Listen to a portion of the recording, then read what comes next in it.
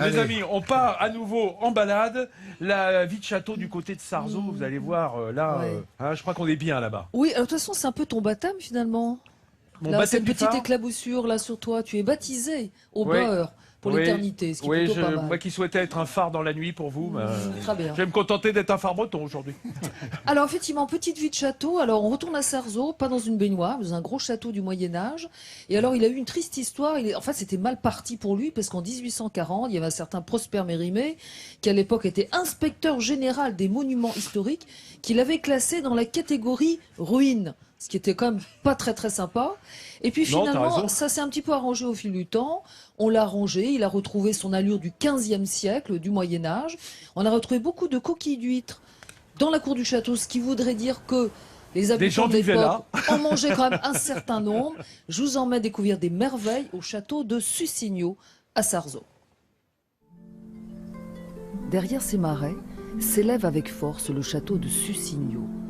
Pont-levis, donjon et meurtrière, un vrai château de conte de fées.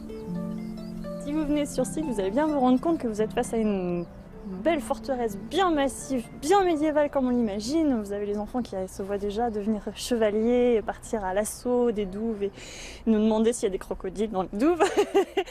Donc là, c'est vraiment la nature première de Sussigno qui va vous sauter au visage. C'est qu'on est sur une forteresse mais qui a un but politique et non pas militaire.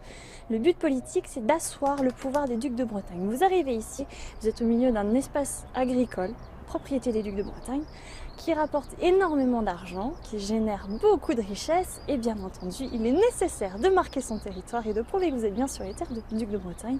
Donc on assoit un très gros bâtiment pour vous prouver que vous n'êtes pas chez n'importe qui. Mais ce chez pas n'importe qui veut aussi dire que vous êtes dans une cité où il va y avoir énormément de confort. Et le confort passe aussi par les fenêtres. C'est pour ça que vous avez ces grandes ouvertures sur les façades pour avoir un maximum de luminosité à l'intérieur des salles. Et vous prouvez malgré tout que vous êtes chez quelqu'un aussi important par le confort. Les archéologues sont ici aux Anges. Leur surprise fut immense devant un pavement, aujourd'hui exposé sous les voûtes en chêne. C'est une grande richesse archéologique puisque c'est un pavement qui normalement ne devrait pas être là. C'est une technique qui est de la proto-faïence, donc on est juste avant la faïence. Vraiment, on est dans les balbutiements de la faïence et on est à peu près au XIVe siècle. Et au XIVe siècle, la proto-faïence ne se trouve que dans le sud de l'Europe. Donc imaginez ici au nord de la Loire, il n'y a absolument aucune raison pour que cette technique soit là. Mais elle est là. Mais on espère avoir encore de belles surprises au château. On en a tous les jours, pourquoi pas continuer?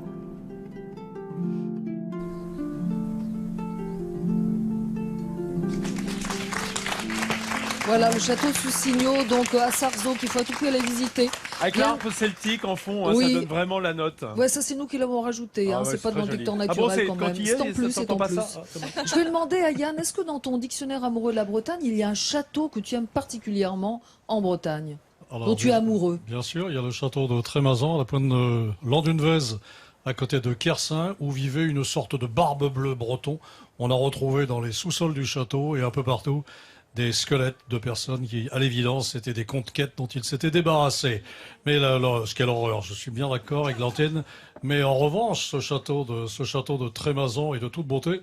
Mais bon, en Bretagne, il y a de magnifiques châteaux un peu partout. Le château de Kergradès, qui est actuellement restauré toujours dans le Finistère, est à peu près aussi beau que le château de Sussigno, qui d'ailleurs, tout à l'heure, on a parlé de Mérimée pour dire qu'il avait classé ce monument historique ruine, c'est ça. Mais Catégorie Mérimée ruine. était tricard en Bretagne. Ah voilà, ça y est. Remarque, encore après, des ça, Il est histoires. arrivé, la première fois qu'il est arrivé en Bretagne, il a accusé les Bretons de lui avoir volé son manuscrit qu'il avait dans ses affaires. Et finalement, il l'a retrouvé. Mais comme les Bretons s'étaient vengés sur lui par voie de presse, ensuite, lui s'est vengé sur tous les beaux monuments de Bretagne et le château de Sussigno en fait partie. Très bien, voilà l'explication jusqu'au bout. Merci Yann. Règlement de compte à Sarzeau Coral, aujourd'hui dans l'émission Midi en France par Yann Kefelec.